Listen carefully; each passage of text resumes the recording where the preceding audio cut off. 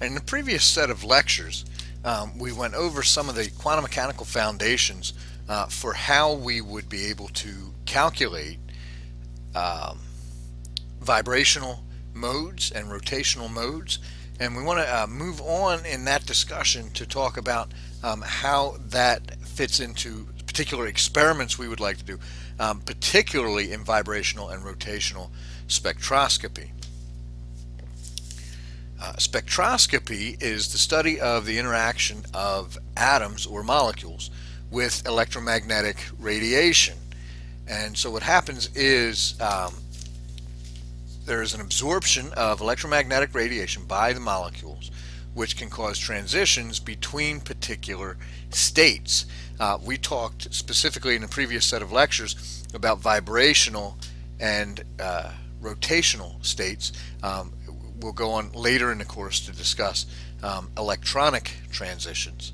But this kind of analytical technique can give us information about bond lengths, bond strengths, bond force constants, and so on. A lot of the different properties we might be interested in for a particular molecular system can be resolved by looking at spectral data.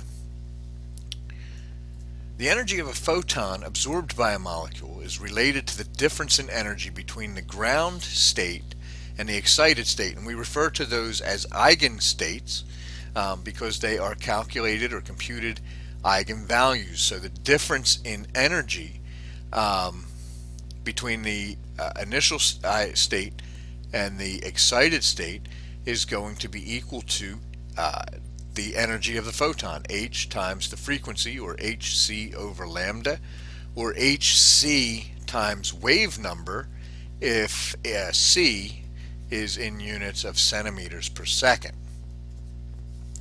Frequency of light used for a particular spectroscopy will depend on the type of transition that we want to examine. So nuclear spin transitions, NMR transitions, happen in the radio wave range. So NMRs will pulse with radio waves.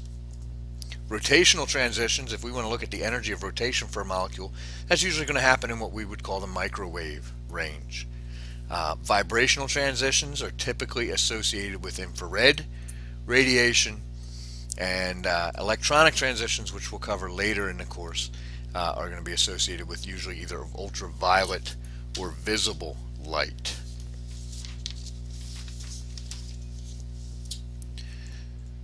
When we say that a photon or an electromagnetic radiation is absorbed, we're saying what happens is that that photon collides with the molecule or the atom we're interested in, and it causes an energy transition to a higher energy state. At some point in the future, that molecule will relax back to its original ground state, and a photon will be emitted that will be equal to the photon that was absorbed. However, before that happens, in some cases, another photon will strike that molecule, and instead of exciting the molecule, it'll cause what we call a stimulated emission. And the two photons of that energy will be released by the molecule, one for the relaxation and one for the one that was absorbed to cause the relaxation. So let's think about those three types of transitions together. The transition that we're calling transition A is the absorption of some light wave that is equal to that transition energy. So that would be absorption. Spontaneous emission is symbolized here in letter B as a drop at a random time back to the original energy state and a release of that same energy photon. And stimulated emission, we're calling part C, would be if the excited state gets hit with another photon of that energy, causing a drop of energy back to the original state and a release of two photons in the same direction and in phase with one another. So if the system reaches equilibrium, then the rate of the process A has to be equal to the sum of the rates of processes B and C. So the rate at which absorption is happening has to be equal to the sum of the two rates that are emission. And so we can write that out mathematically this way, where rate is dA dt for absorption, and dB dt for spontaneous emission, and dC dt for stimulated emission. And we can write rate law expressions for these, where B12 and B21 are rate constants, and A21 is also a rate constant.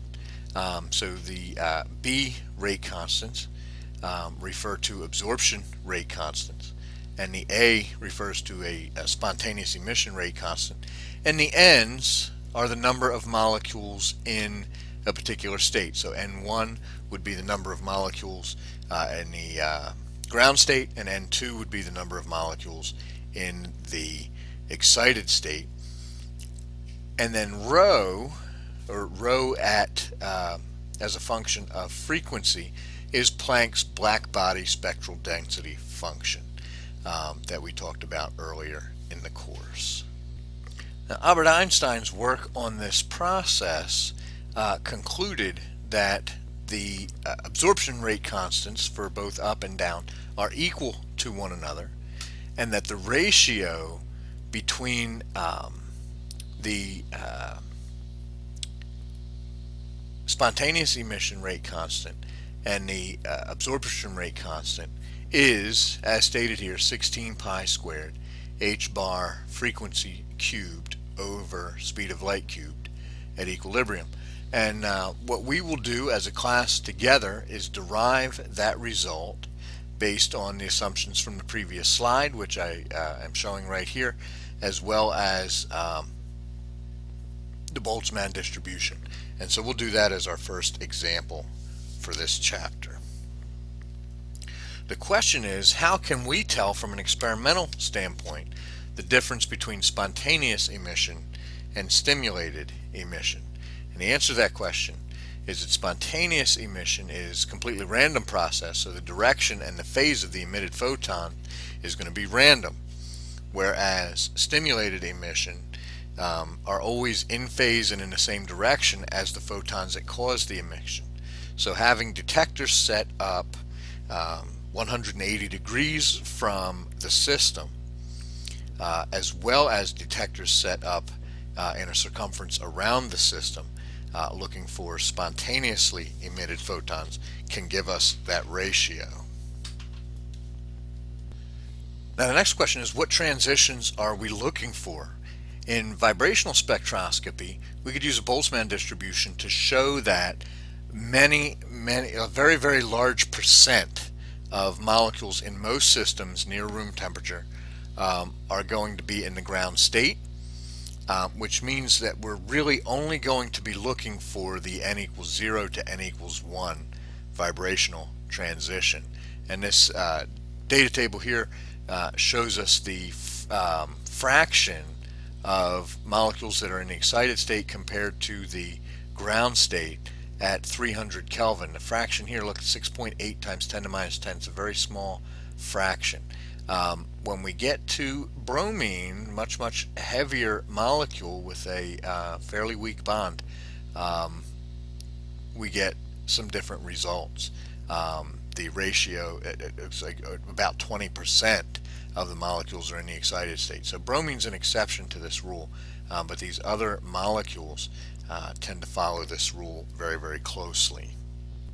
So here's something I want you to try out on your own before we meet. A strong absorption of infrared radiation is observed for HCl at 2991 wave numbers. Using equations that we derived in the previous chapter, calculate the force constant for this molecule that's going to be related to its bond strength. You're given masses for those particular isotopes, so we're focusing on hydrogen 1 and on chlorine 35. And so you're given those masses and a conversion factor here, and make sure you're using reduced mass in that equation, and then calculate by what factor you would expect the frequency to shift if we had a deuterium HCl molecule instead of a protium HCl molecule. And we'll work this one out together in class as well. Now, overtones are vibrational modes that we may or may not be able to see, where delta n is greater than 1, where we've got transition from n equals 0 to n equals something larger than 1.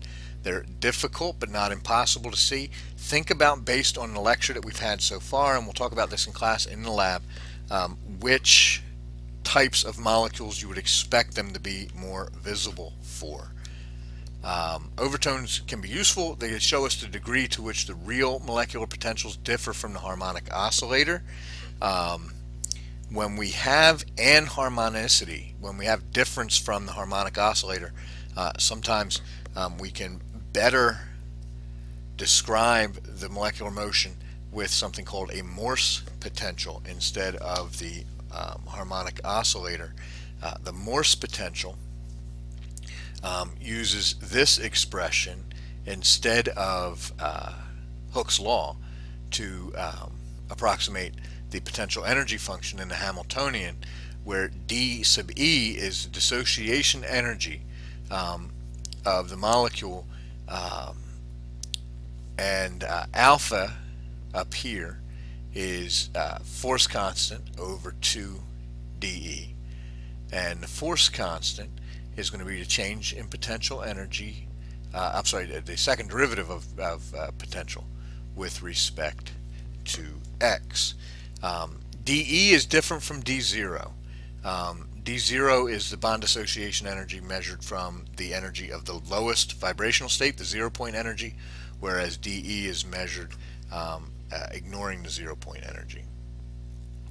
The energy levels calculated using this potential are a little bit more complicated than the ones that we calculate. Notice this term is the harmonic term, and then we have an anharmonic term.